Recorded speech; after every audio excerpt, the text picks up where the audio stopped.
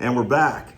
Paul, so our phones have been ringing off the hook the past couple of days with people getting their contracts terminated, stop work orders.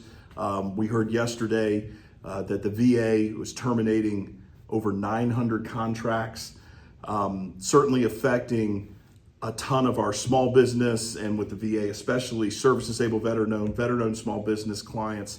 I thought it'd be a good idea for us to just talk for a few minutes about what small businesses in particular should do when they receive these termination notices and stop work orders. Is there anything they can do? Is there anything they can do to challenge these terminations?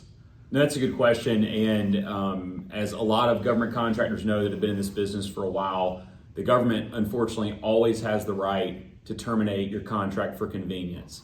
Save for the rare occasion where you can prove there's some kind of bad faith involvement or something like that, they can terminate your contract. They can suspend work for a certain period of time. Now, with that said, the real name of the game is what are you then entitled to for payment for work that you've already completed, that you haven't been paid for yet, and for any costs related to the termination. Right. So when you receive that notice of termination, what are the very first things that contractors should do? So the first things the contractors should do is one is communication is key. Always be communicating with your contracting officer. Be transparent about your intent to submit your termination cost proposal. If there's any question about whether the government is constructively suspending work on your contract, confirm in writing that is the contracting officer's intent in the actions that they're taking, and then immediately start documenting all your correspondence with the contracting officer. Document any costs that you're incurring. That could even include costs if you're talking to folks like us, your attorney, that is allowed for under the FAR, other consultants, cost consultants that may be helping you put together your cost proposal for termination. What about subcontractors? If you're the prime contractor, obviously because you're getting the notice, what do you do with your subcontractors? So if you're the prime contractor, you immediately need to then suspend work on your subcontracts. One of the obligations you have as a prime contractor is to diligently wind down your contract efforts. You likely won't be entitled to costs that you could have avoided if you had complied with the termination notice or the suspension of work notice with a manner of diligence. Now, if you're the subcontractor on a contract and say your prime contractor has been terminated or a portion of their work has been terminated that affects you, similarly, you need to document costs, you need to diligently wind your work down, but you also need to look and be very, and go back and look at your subcontract language, because remember, you're in privity of contract with your prime, not with the government. So the extent to which you're able to recover costs is going to be based on your subcontract. Okay, that's helpful. Now, what about, you said cost recovery. So what are we able to recover if we're getting terminated from our work?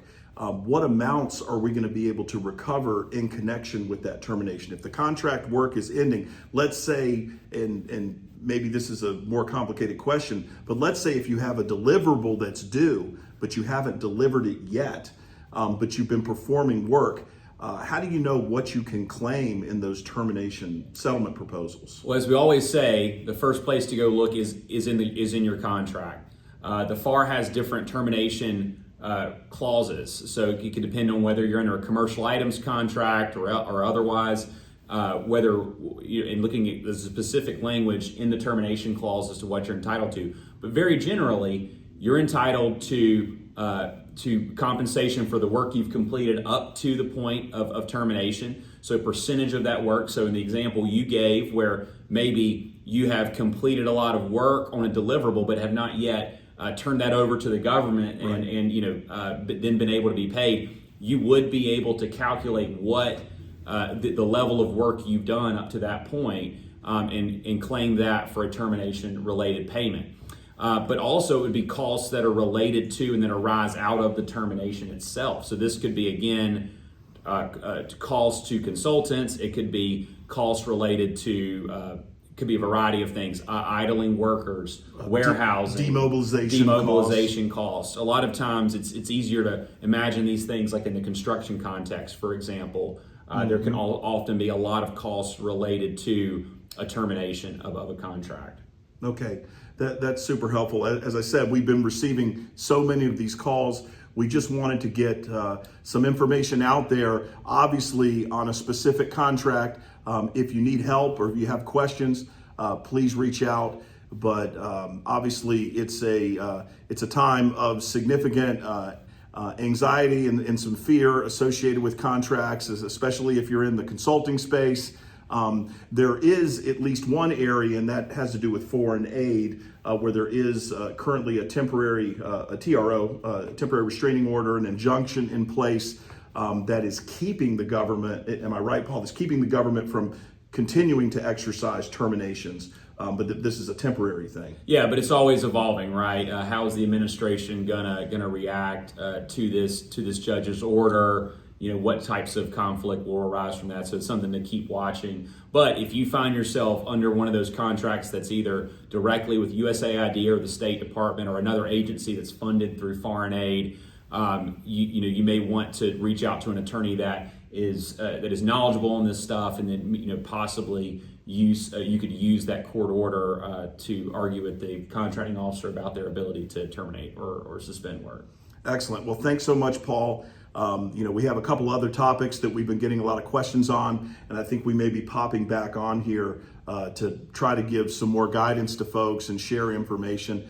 But as I said, if you need specific advice on anything, feel free to reach out. Thanks so much. Thanks.